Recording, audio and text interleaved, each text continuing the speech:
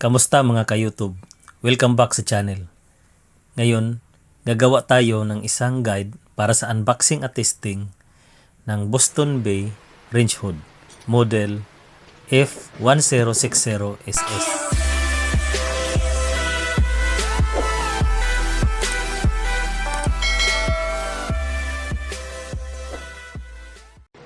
Simulan natin sa unboxing.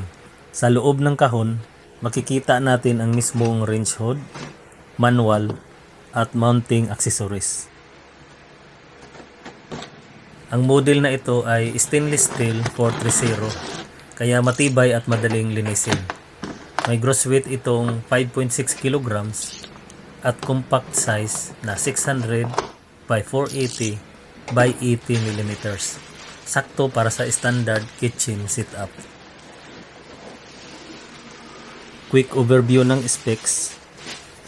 Voltage ay 230 volts AC, 60 Hz. Single motor, may power na 120 watts. Ang ilaw ay 25 watts, isa.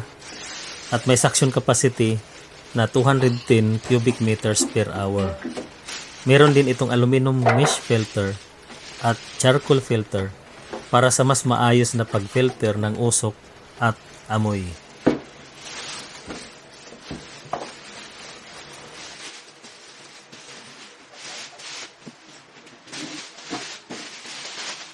Ngayon, tuturuan ko kayo kung paano tanggalin ang filter. Importante ito para sa cleaning. Step 1, hanapin ang locking mechanism sa aluminum mesh filter. Step 2, i-slide o i-push ang lock. Step 3, dahan-dahang hilahin pababa ang filter. Ganun lang kadali tanggalin. Para ibalik naman, step 1, i-align ang filter sa slot. Step 2, ipasok muna ang isang side. Step 3, iangat at ilak pabalik hanggang marinig ang click. Siguraduhin na secure ang pagkakabit para safe gamitin.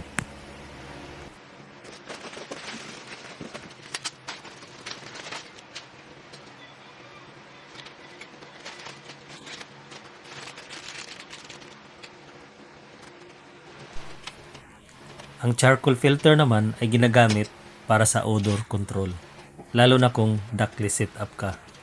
Karaniwan, pinapalitan ito periodically, depende sa paggamit.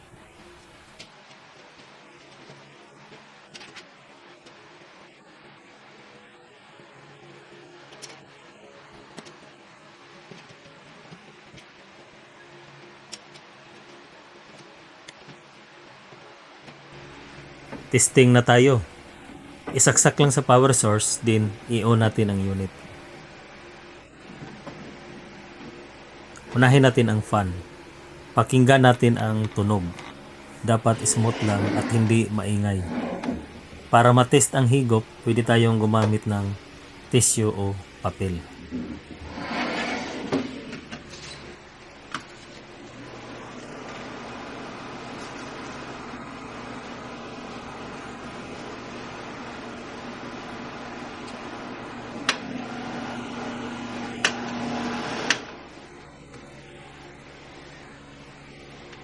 Maayos ang suction niya. Sa 210 cubic meter per hour suction capacity, sapat ito para sa pang-araw-araw na pagluluto. Next, itest naman natin ang ilaw.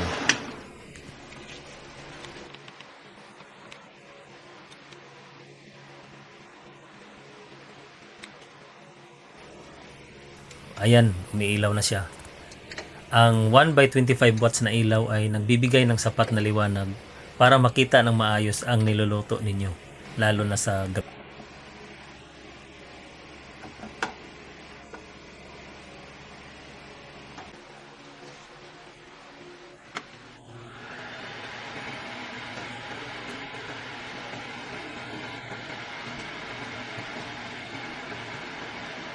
Ganun lang kadali ang pag-unbox, test, maintenance ng Boston Bay Range Hood F1060SS.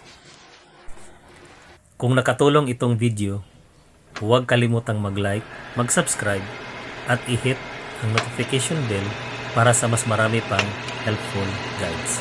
Salamat sa panonood at kita-kits sa next video.